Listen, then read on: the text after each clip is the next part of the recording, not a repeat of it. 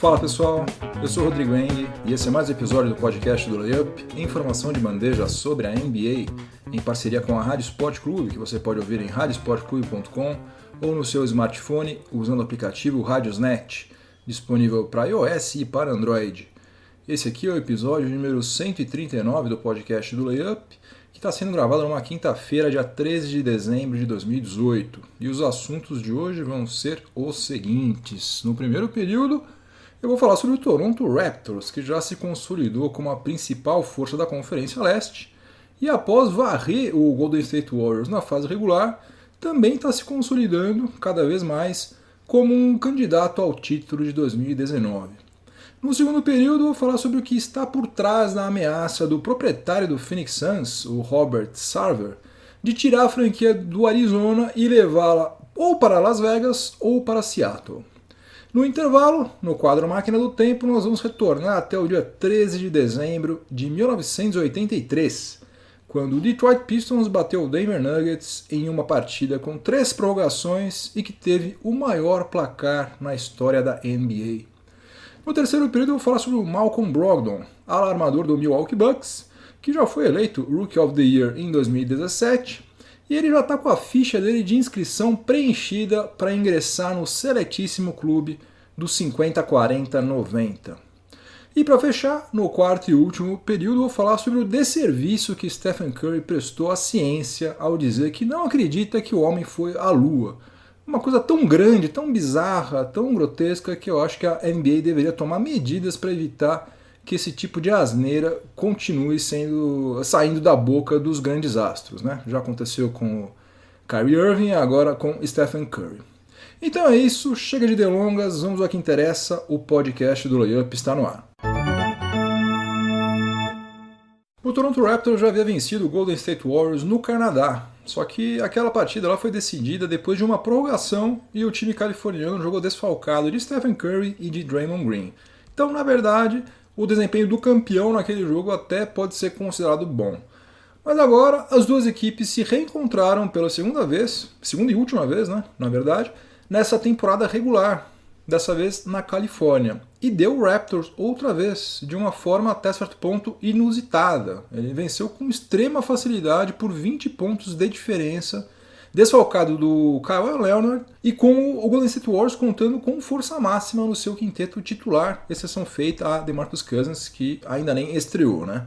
Até então, a única vez na história do Toronto Raptors que eles haviam vencido fora de casa o campeão da NBA por pelo menos 20 pontos de diferença foi na temporada 1998-99, quando eles bateram o Chicago Bulls por 113-90. A grande diferença, né, é que o Warriors manteve todos os seus astros do elenco da temporada passada, enquanto o Bulls, naquela época lá, mandou quase metade do seu elenco embora depois do título de 1998, incluindo uns caras mais ou menos, né, como Michael Jordan, Scottie Pippen e Dennis Rodman. A mãe do Nick Nurse, técnico do Toronto Raptors, faleceu recentemente e ele pegou um avião direto após o enterro dela para comandar o jogo entre Toronto Raptors e Golden State Warriors. Não quis saber de luto nem nada, foi direto trabalhar. Escalou o Serge Ibaka na posição 5, no lugar do Jonas Valanciunas, usando aquele mesmo small ball que tem feito tanto sucesso com o próprio Golden State Warriors desde a temporada 2014-2015. Golden State Warriors levou um banho nas transições defensivas, também nos rebotes ofensivos e cometeu 19 turnovers, graças à defesa forte do Toronto Raptors, que não se incomodou nem um pouco em estar jogando lá na Oracle Arena, que tem, segundo os próprios jogadores, né, a torcida mais chata de toda a NBA. E por incrível que pareça, quando o jogo já estava decidido, nos minutos finais, boa parte de todos os torcedores do Golden State Warriors já deviam estar lá no estacionamento, pegando o carro, cabeça cheia e tal, eclodiu um canto razoavelmente alto de Let's Go Raptors em plena Oracle Arena. Sendo que, como vocês estão cansados de saber, Toronto e Oakland ficam distantes, assim, sei lá, deve ser uns 4.000 quilômetros de distância, muito longe. A única coisa ruim pro Raptors nesse jogo foi que o Jonas Valanciunas sofreu o deslocamento do polegar da sua mão direita numa disputa de bola com o Draymond Green. Ele teve que ser operado até e vai ficar entre 4 e 8 semanas afastado das quadras. O Valanciunas tem um histórico de contusões complicadas nas mãos, né? Esse aí é mais um deles. O que todo mundo diz quando se fala sobre o favoritismo do Golden State Warriors é que é muito difícil qualquer franquia vencer 4 partidas numa série de 7 contra o atual campeão da NBA. E é verdade, eu assino embaixo essa afirmação aí e sigo apontando o Golden State Warriors como o favorito ao autêntico tricampeonato, né? 3 títulos consecutivos. Mas não dá pra gente brigar contra os fatos. De uma forma ou de outra, o Warriors foi varrido pelo Toronto Raptors nessa fase regular. Perdeu os 2 jogos que fez contra a franquia canadense. E em todas as fases regulares da chamada Era Care, ou seja, desde 2014 e 2015, o Warriors não foi varrido pelo seu adversário das finais nenhuma vez. Ele ganhou pelo menos um jogo em todos os anos do Cleveland Cavaliers nas fases regulares de 2014 2015, 2015 2016, 2016 2017 e 2017 2018. Dessa vez, se o Toronto Raptors chegar às finais, vai chegar com um handicap legal, vai ter vencido o Golden State Warriors, vai ter varrido, né, o Golden State Warriors durante a fase regular. Eu não estou dizendo que o Toronto Raptors já tem vaga garantida nas finais, até porque eu ainda confio na chegada do Boston Celtics e também Milwaukee Bucks é um time que não pode ser desconsiderado de forma alguma, até porque o Toronto Raptors perdeu as 2 partidas que já fez contra o Milwaukee Bucks. Mas se a final de fato for entre Warriors e Raptors, Stephen Curry e companhia vão enfrentar um time que não se intimida jogando fora de casa e que, se bobear, vai ter o mando de quadra, né? Atualmente, o Toronto Raptors tem a melhor campanha da NBA. Se continuar assim, quando chegar nos playoffs, ele vai ter o mando de quadra contra todo mundo. A verdade é que a ida do LeBron James pro Oeste fez um bem danado para a Conferência Leste, porque tá tudo em aberto, tá muito legal.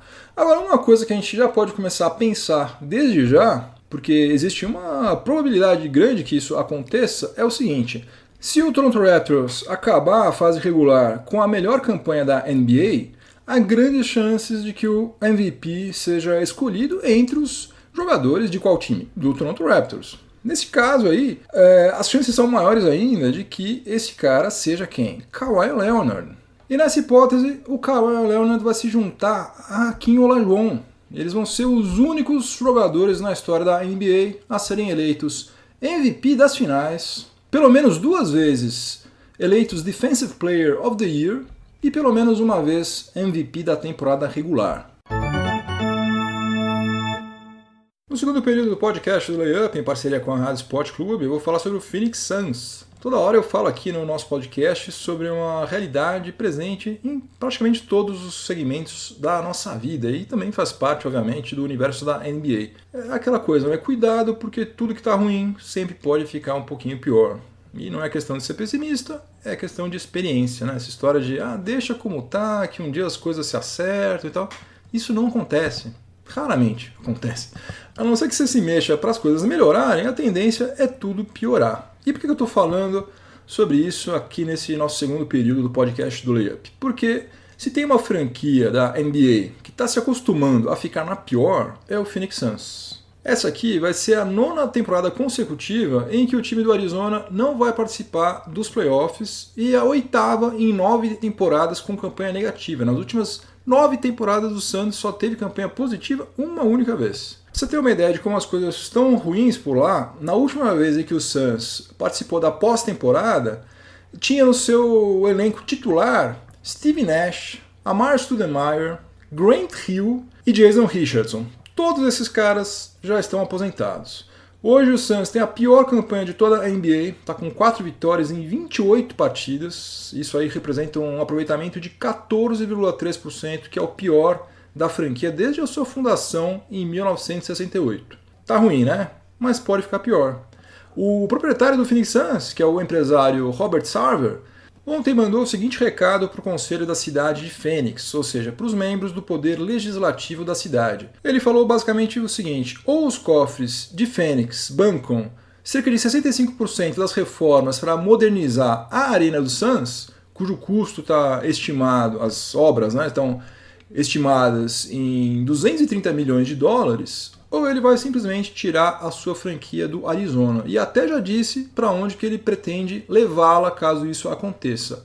Las Vegas, que volta e meia é apontada como cidade candidata a sediar uma nova franquia da NBA, ou Seattle, que tem uma torcida alucinada, né, e está órfã desde 2008, quando o Supersonics foi roubado, entre aspas, para virar o Oklahoma City Thunder. A arena usada pelo Phoenix Suns é a Talking Stick Resort Arena, que foi construída em 1992 e se chamou American West Arena até 2006 e US Airway Center entre 2006 e 2015. Ela é de propriedade da cidade de Phoenix, ou seja, ela é municipal. Só que o Suns tem um contrato de locação que começou lá em 1992 e é válido por 40 anos, ou seja, até 2032. Só que nesse mesmo contrato existe uma cláusula que prevê a possibilidade do Phoenix Suns rescindir o contrato depois de 30 anos, no caso da arena ser considerada obsoleta, que é exatamente o que está acontecendo agora. Das 30 arenas da NBA, a Talking Stick Resort Arena é a quarta mais antiga. Só as arenas do Utah Jazz, do New York Knicks, do Minnesota Timberwolves e do Golden State Warriors são mais antigas do que a do Phoenix Suns. Sendo que, como vocês sabem, a Oracle Arena do Golden State Warriors, né, ela vai ser substituída pelo Chase Center em São Francisco na próxima temporada. E todas as outras, exceto o Madison Square Garden, passaram por reformas de modernização recentemente, a maior parte delas agora em 2017. Então, Robert Sarver está pressionando o poder legislativo de Phoenix para bancar grande parte da reforma da arena, que é municipal, mas que praticamente só tem o Phoenix Suns como cliente. Se a franquia sair de lá, essa Talking Stick Resort Arena vai virar uma fonte de despesa para o município e não uma fonte de receita.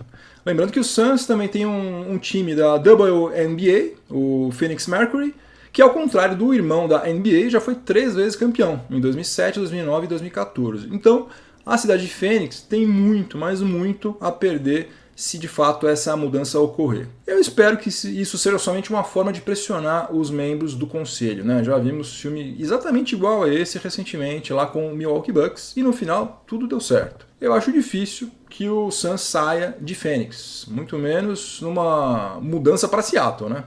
Seattle, eu acho que não vai querer ter, imagina, um Seattle Suns, não tem nada a ver, né? Seattle, se voltar a ter algum time, vai ser Seattle Supersonics. E apesar da draga na qual o Suns está há um tempão, e de nunca ter sido campeão, né?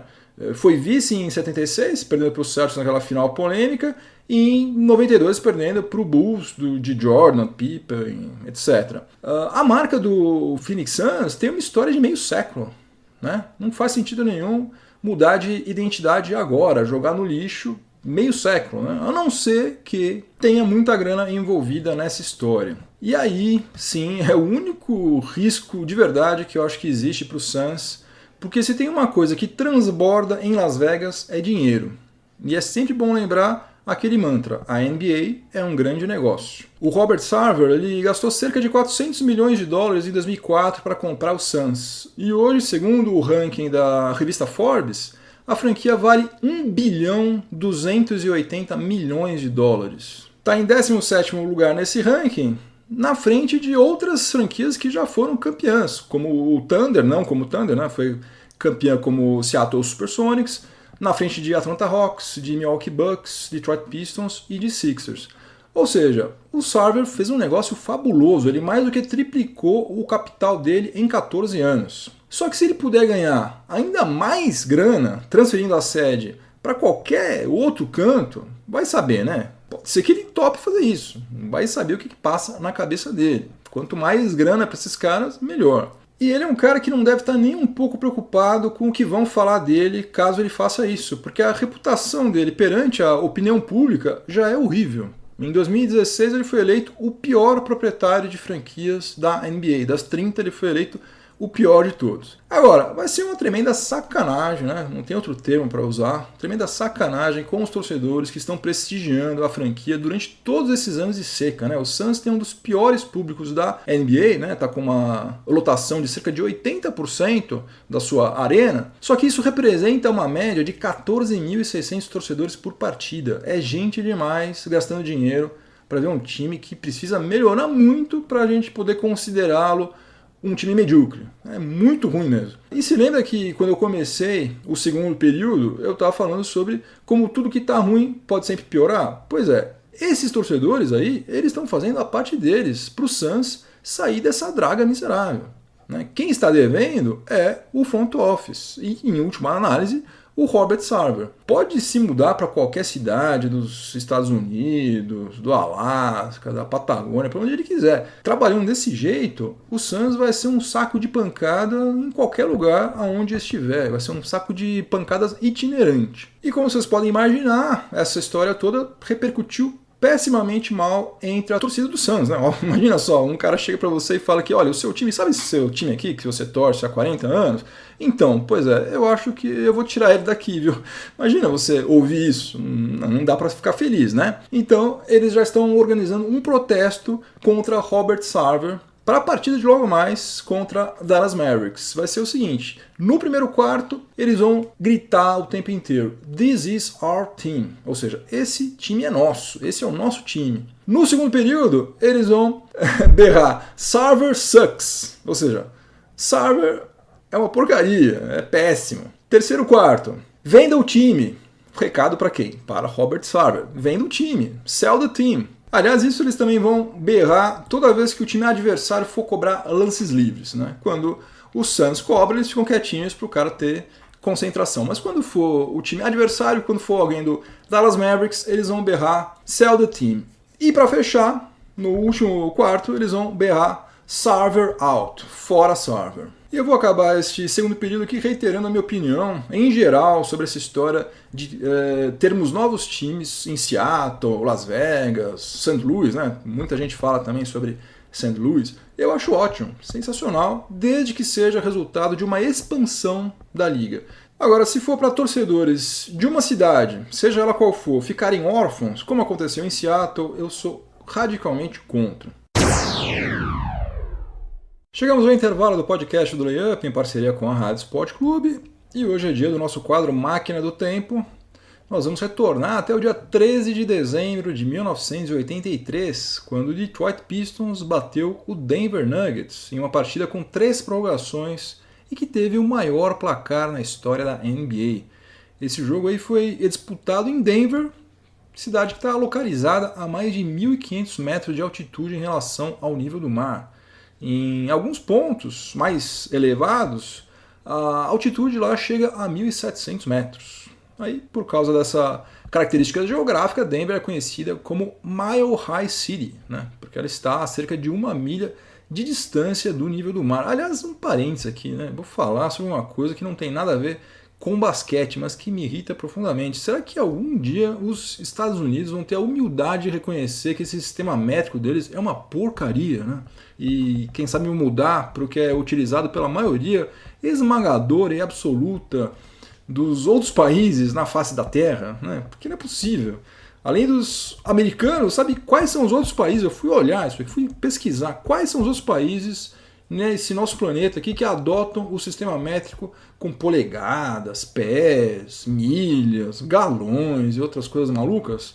Olha só, é Myanmar, Libéria e algumas ilhotas no Oceano Pacífico. República de Palau.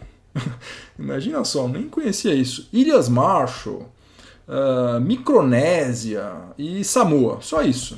Só Estados Unidos e esses paisecos que usam esse sistema métrico aí grotesco. Pois é. Enfim, fechando parênteses aqui, vamos voltar a falar sobre basquete. Enfim, o jogo foi em Denver, que é a sede de franquia da NBA com a maior altitude e onde muitos jogadores sofrem uma queda de desempenho técnico e até sintomas físicos por causa do ar um pouco mais rarefeito. Só que nesse jogo isso não aconteceu. Detroit Pistons do Isaiah Thomas, Bill Laimbeer, Kelly Tripucka, John Long, Vinnie Johnson teve fôlego para disputar nada menos do que 3 prorrogações contra o Denver Nuggets, dos Hall of Famers Kiki Van der Weyck, Alex English e Dan Issel.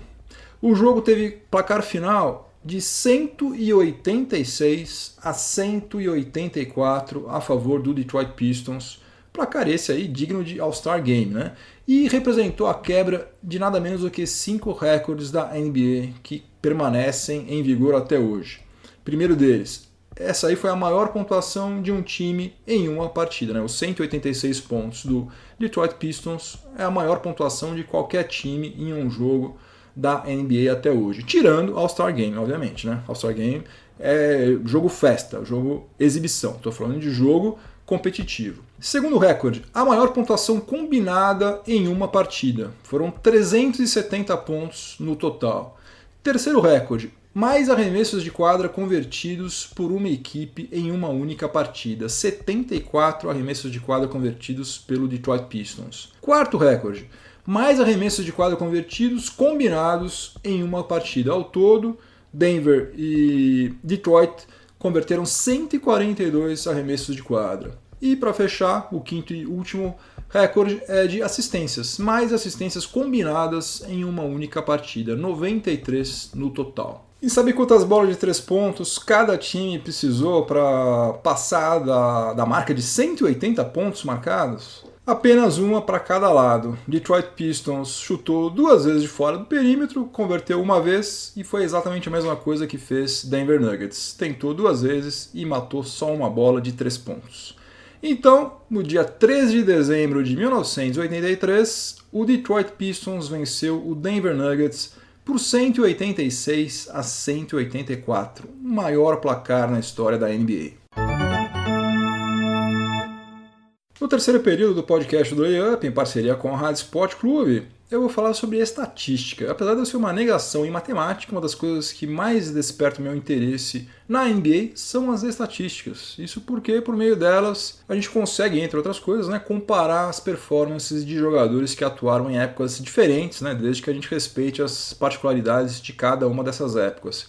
E quando o assunto é estatística, uma das mais fascinantes, na minha opinião, é o chamado clube do 50, 40, 90, sobre o qual eu já falei aqui em algum outro episódio que eu não me lembro mais. Para quem não sabe o que é 50, 40, 90, é o seguinte, trata-se de um clube virtual, obviamente, ele não existe fisicamente, é apenas virtual, formado por jogadores que registraram em uma mesma temporada aproveitamento de pelo menos 50% em arremessos de quadra, pelo menos 40% em arremessos de 3 pontos e de pelo menos 90% em lances livres. Obviamente, também é um clube que exclui automaticamente todos os jogadores que atuaram na NBA antes da temporada 1979-80, quando a linha de 3 pontos foi introduzida na liga. E eu acho ele fascinante porque diz respeito à essência do basquete, que é o arremesso. Ou seja, nesse clube aí estão reunidos apenas os jogadores que atingiram um padrão de excelência altíssimo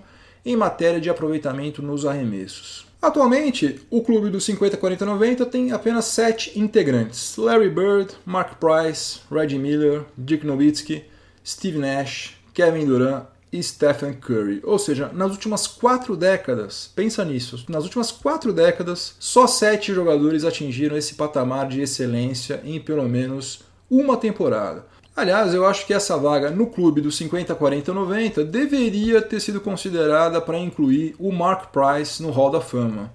Mas a gente sabe que essa história de Hall da Fama aí tem muita politicagem envolvida e os critérios que eles usam lá são para lá de obscuros, então nem vale a pena a gente falar sobre isso. Mas vale a pena falar sobre o clube do 50, 40, 90 porque há grandes chances de que ele ganhe um novo integrante nessa temporada. O Stephen Curry já está lá, e ele pode se juntar ao Larry Bird e ao Steve Nash como os únicos jogadores que atingiram esses patamares aí em mais de uma temporada. Curry fez isso em 2015 e 2016 e agora ele está com 50,4% em arremessos de quadra, 48,9% em 3 pontos e 94% em lances livres.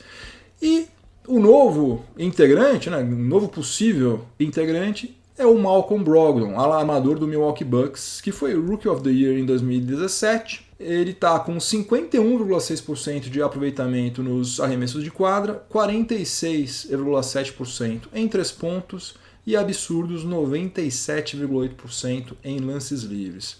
Lembrando o seguinte, que para entrar nesse clube do 50-40-90, além de atingir essas 3 porcentagens mínimas, o jogador também tem que converter um número mínimo de arremessos de cada tipo. Pelos padrões oficiais das estatísticas da NBA, é preciso ter pelo menos 300 arremessos de quadra convertidos, 82 arremessos de 3 pontos convertidos e pelo menos 125 lances livres convertidos. A temporada não chegou nem na metade e o Malcolm Brogdon já tem 160 arremessos de quadra, tem 49 de 3 pontos e 44 lances livres. Então, é só ele não se machucar, não contrair aquela mesma síndrome do Markelle Fultz, que ele vai ter a vaga dele lá no seletíssimo clube do 50-40-90 garantida. E se isso acontecer, Malcolm Brogdon ele vai se tornar o único integrante desse clube que foi selecionado na segunda rodada do draft. Uma baita de uma zebra que está fazendo uma carreira fantástica na NBA. Palmas, tem que tirar o chapéu para o Milwaukee Bucks. No quarto e último período do podcast do Layup, em parceria com a Rádio Sport Clube, eu vou falar sobre heróis e eu vou falar sobre ciência. Tem um clichê da cultura nerd proveniente dos gibis do Spider-Man que diz o seguinte: com grandes poderes vem grandes responsabilidades. Essa é a última coisa que o Uncle Ben diz ao Peter Parker antes de morrer, justamente em consequência indireta, né, na verdade, de uma irresponsabilidade cometida pelo Peter Parker. As estrelas da NBA são provavelmente o que existe de mais próximo de um super-herói no mundo real, né? Michael Jordan podia voar, Magic Johnson podia dar um passe de 20 metros sem nem olhar, Giannis Antetokounmpo pode atravessar uma quadra inteira com meia dúzia de passos e o Stephen Curry pode fazer uma cesta do meio da quadra com a mesma facilidade que o bocejo, por exemplo. Se eles já são os super-heróis de gente adulta, né? Marmanjo barbado, casado, pai de família, imagine o efeito que esses caras não produzem na cabeça de uma criança ou de um adolescente. Não é por acaso que a Nike, a Adidas, Under Armour e agora a New Balance pagam centenas de milhões de dólares para esses super-heróis, né? Todas essas empresas sabem a tremenda influência que um LeBron James, um James Harden, um Kyrie Irving é capaz de produzir na mente desse público que consome produtos relacionados à NBA. Só que eu acho que passou da hora da própria NBA chegar para esses super-heróis aí e bancar o Uncle Ben, dar uma chamar na chincha, para eles se ligarem na responsabilidade que eles têm cada vez que eles abrem a boca. O Kyrie Irving veio com aquela cretinice de que a Terra é plana, ficou insistindo nisso durante semanas e depois voltou atrás.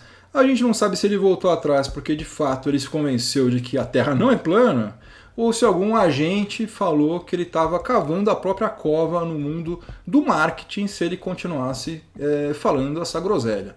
O Google... Imagina só, o Google até fez uma mudança no seu mapa justamente para não dar margem a esse tipo de idiotice, que infelizmente é propagada e abraçada por um monte de débeis mentais ao redor do globo. Hoje, se você acessa o Google Maps e faz um zoom out, né, para se afastar, em vez daquele tradicional mapa mundi, agora eles colocaram lá um globo terrestre. Para não ter dúvida, se algum idiota tem a ideia absurda de que a Terra é plana, ele vai ver no Google que a Terra não é plana, né? Isso aqui é um mundo esférico, um globo. E agora vem o Stephen Curry soltando a seguinte pérola: ele não acredita que o homem já tenha ido à Lua. Ou seja, o governo dos Estados Unidos levou o homem à Lua em 1969, com transmissão praticamente ao vivo. E até hoje, um cara que tem acesso a qualquer tipo de informação não confidencial que ele desejar, além de não acreditar nisso, ele ainda presta o desfavor de dizer uma bobagem dessa publicamente. Isso aí é um atentado à ciência, e um atentado à ciência é um atentado à humanidade.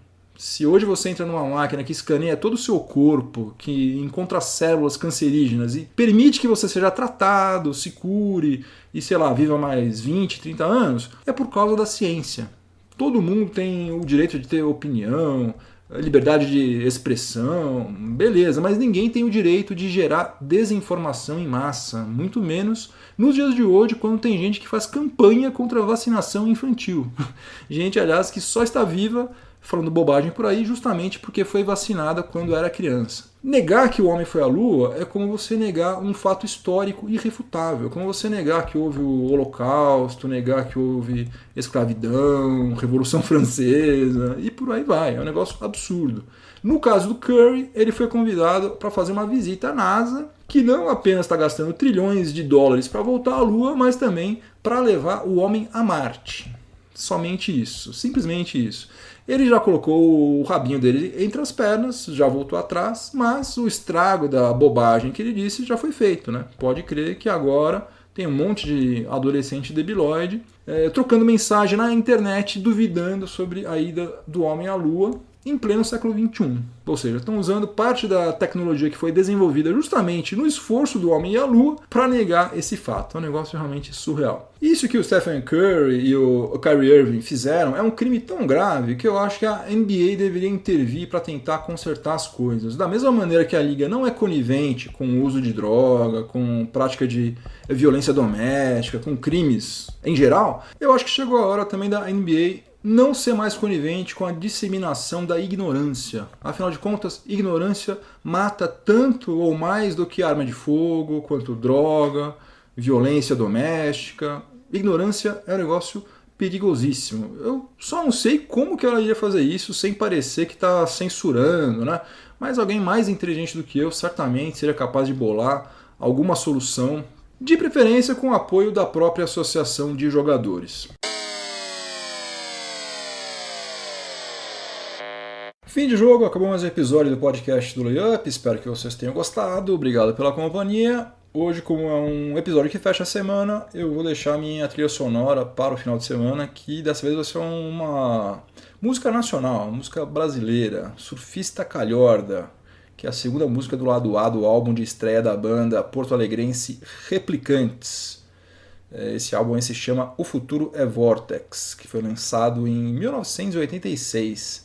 Nos anos 80, o surf deu uma bombada aqui, né? Começaram a surgir marcas de roupas especializadas para esse público surfista, como a OP e a Hang Loose, por exemplo. A Rede Globo tinha até uma série chamada Armação Ilimitada, com o Cadu Moliterno e o André Di Biase, que eles formavam, né, uma dupla de surfistas, Juba e Lula. Ou seja, ser surfista definitivamente estava na moda nos anos 80, e com isso um monte de nego que não tinha a menor intimidade com uma prancha de surf começou a descolorir o cabelo, usar aquelas gírias maneiras de surfista, e também usar roupas de surfista, porque isso aí fazia sucesso com as gatinhas. E essa música aí é um punk rock de primeira qualidade que fala mais ou menos sobre isso, né? Um cara playboyzinho que paga de surfista, mas ele não surfa nada. Então, Surfista Calhorda dos Replicantes é a minha recomendação dessa semana. Antes de eu ir embora, aos meus recados tradicionais, meu mantra. Por favor, se inscreva no meu canal do Layup no YouTube. Para você encontrar o canal, você faz o seguinte, você vai em layup.com.br, procura lá, tem um banner grandinho ali, razoavelmente grande, escrito YouTube. Você clica ali, você vai cair direto no canal do Layup no YouTube e daí você se inscreve.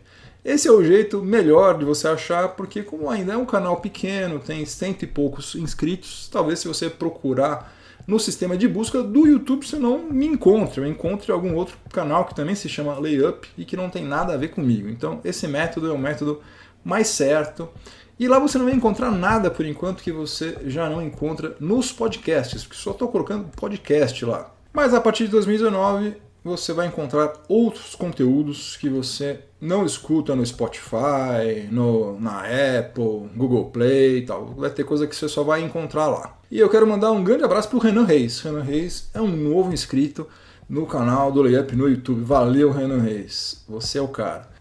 Que mais? Sigam o Layup nas mídias sociais. No Facebook e no Twitter é LayupBR. No Instagram é LayupNBA. E se você estiver ouvindo este episódio em alguma plataforma de podcast, aproveite para avaliar positivamente o podcast do Layup. Se for na Apple, dá aquelas 5 estrelinhas lá, isso me ajuda demais. Ou em qualquer outro lugar, Spotify, SoundCloud.